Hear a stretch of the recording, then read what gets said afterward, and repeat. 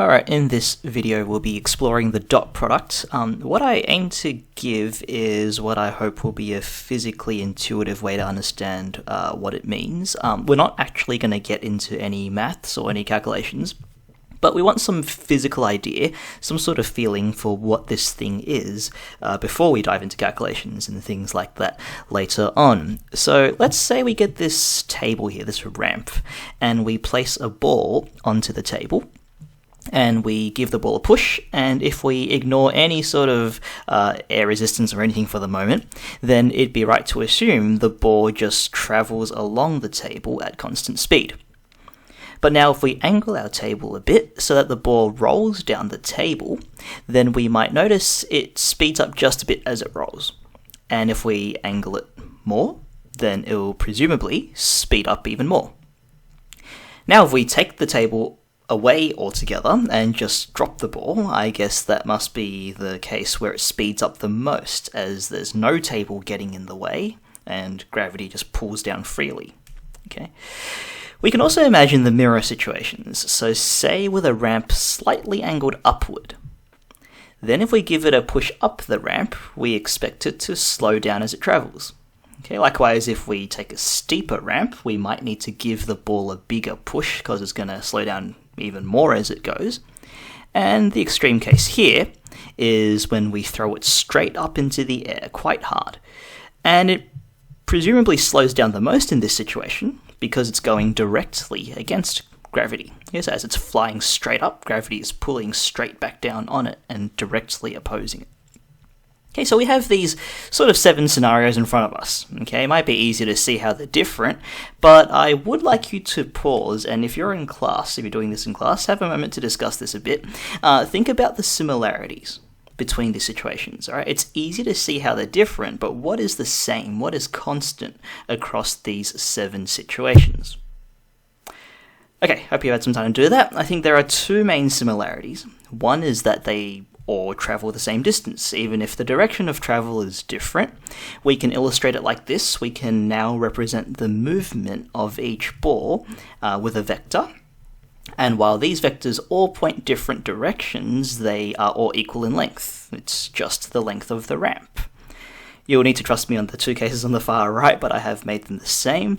But the other similarity might be a little more subtle.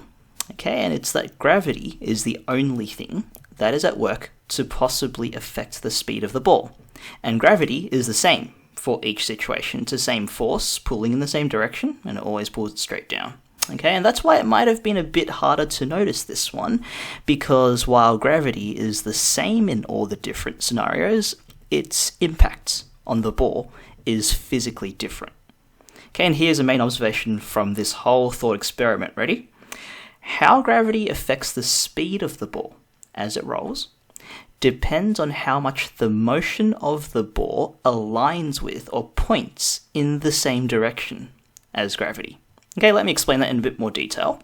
See, the green arrows here represent the movement of the ball, and while they point in different directions, we said before, they're all equal in length. The blue arrows, they represent the force of gravity. It's literally the same thing, pulling down with the same strength in all situations.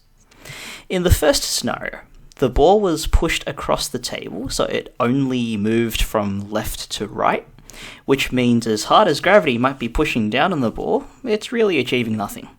Okay, because gravity is real, it's pushing down on the ball, but because the motion is purely horizontal, that downward pull means nothing. Okay, the ball doesn't even notice it, so to speak, right? And look, from a less physical but more geometric point of view, we could say because these 2 vectors are perpendicular, right, gravity has 0 effect on the speed of the ball. Doesn't change it whatsoever. Okay, it doesn't get to do anything. So let's move to the next situation where the ball is rolling down the slight incline. Okay, this time the motion isn't purely horizontal. It's rolling down the ramp. And because gravity also points down, it's going to help the ball, which makes it go faster as it moves.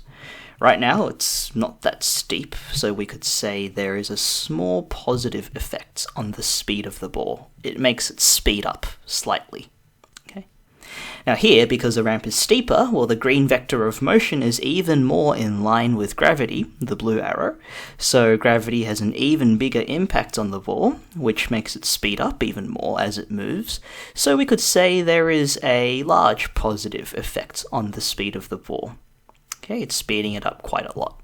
And the extreme example here is, of course, when the two arrows are completely aligned when they point the same direction, and here gravity has maximum impact on the ball as it freely drops. Okay, and so in this situation, the ball gains the most speed. It's in this case that gravity has the maximum positive effect on the speed of the ball. Okay. What about the bottom three situations? Well, we might move through them a little quicker this time, but here's the main difference. Since the ball is now trying to travel up the ramp as gravity pulls it downwards, it's working against the motion of the ball. It makes it slow down rather than speed up, and again, the ramp here isn't that steep. So here we might say there is a small negative effect on the speed of a ball. Okay, it makes it slow down just slightly. Now, of course, the effect is stronger, and gravity drags the ball and slows it down even more when the ramp is steeper. So we might say that in this situation, gravity's got a large negative effect on the speed of the ball, and as expected, when it's launched straight up into the air, gravity is fighting directly against that. So here it's slowing the ball down the most, and we'd say it's got a maximum negative effect on the speed of the ball in this case.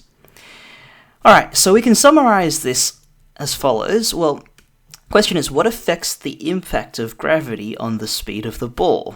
Alright, and we spent a lot of time talking about one of these things, but I think there are three things that influence this, and we'll start with the two hopefully more obvious ones. The first is the strength of gravity. It should be clear that if we live on a planet with a stronger force of gravity, well, the ball's going to speed up more, okay? It's going to have a bigger impact. But the next thing that affects the impact of gravity on the speed of the ball is the distance travelled by the ball. It should again be clear that if the ball has, say, only rolled this far down the ramp, it's not as fast yet. But by the time it's all the way down here, it would be faster. And the last one is the one we've spent almost all our time talking about, and that's how much the motion is in line with the direction of gravity, which relates to this, this angle here between those two vectors. Now, in the world of physics, combining these things together has a fancy name. It's called work. It tells you how much kinetic energy, so moving energy, the force of gravity has given to the ball. But we won't go any further into physics. It's not the point of this series. We're going to pull all this back into the world of clean maths. And we can do this by literally removing all the physics from the picture and think about what we've done in purely geometric terms. Okay? So those first two things, the strength of gravity and the distance travelled, well, they are just represented by the lengths of the two vectors being considered, okay? So not the direction, but how long those vectors are. And the last one, that's where direction comes into play, because how much they're in line with each other is just to do with the angle between the two vectors, okay? And the dot product, that was our goal all along, is something that takes all these three things and packages all of that information into one number for us. Okay, notice I'm saying the dot product gives you a number, not a vector. Okay, so you've got to give it sort of two vectors. You take the dot product between two vectors, but what it gives you is not a vector, it's a number. Okay, right now we haven't seen exactly how to calculate this number. We've got no formula, we've got nothing like that, and we won't be doing this in this video, but here's what we do know for now. Okay, we have seen that when the two vectors are perpendicular, the dot product equals 0. Okay, that's when the ball moved purely from left to right, and so gravity, which was trying to pull straight down, had no chance to do anything. Okay, it literally did nothing to affect the speed of the ball, and so the dot product equals 0. When the two vectors point roughly the same way, okay, the dot product is positive. That's when the ball was rolling down the ramp, so gravity was helping, and so it increased the ball's speed, made it roll faster, and that's a positive dot product. The extreme is when the two vectors point in exactly the same direction, so it's a bit like 0 degrees between those two vectors. That's the angle that would give you the largest positive dot product with these two vectors. That's when the ball was just dropped through the air and gravity was completely free to keep on pulling it down with maximum effect without any ramp getting in the way of that. Okay, and that corresponds to that largest positive dot product. When the two vectors point in roughly opposite directions, the dot product is negative. That's when the ball was being pushed up the ramp, so gravity was going against this. It decreased the ball's speed, made it roll slower as it made its way up the ramp, and that's a negative dot product. Okay, the extreme here is when the two vectors point in exactly opposite directions. So it's a bit like a 180 degree angle, and that gives you the largest negative dot product with these two vectors. Okay, that's when the ball was thrown straight up into the air. Gravity was pulling in the exact opposite direction, so slowing it down in the strongest possible way, and that corresponds to that largest negative value for the dot product with these two vectors. Okay, this is probably a good place to stop for now. Hopefully you've got some intuitive idea of what's going on. In the next video, we'll make it more mathematically precise and actually do some calculations. So, see you then. Bye.